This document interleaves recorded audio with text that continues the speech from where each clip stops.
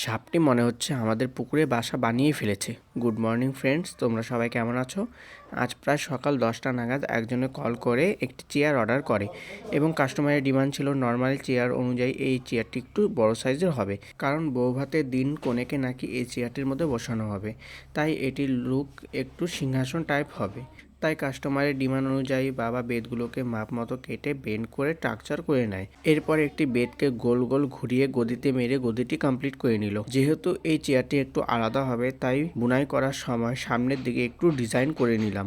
এরপর ব্যাক সিটেরটা ভালো মতো স্ট্রাকচার হয়ে গেলে বসে পড়ি ব্যাক সিটের ডিজাইনগুলো বানাতে। প্রথমে লেয়ারটি আমি দুটো বেড একসাথে খাড়া করে মেরে গেলাম কিছু দূর পরপর, এবং সেকেন্ড লেয়ারটি পাথালিভাবে মেরে নিয়ে কমপ্লিট করে মাথা বুনাইটিও করে নিলাম। আর এভাবে ব্যাক সিটগুলো প্রত্যেকটি জয়েনে চারকোনাভাবে বাঁধ দিয়ে পুরো চেয়ারটি কমপ্লিট হয়ে গেল। আর ফাইনাল লুক আপনাদের সামনে।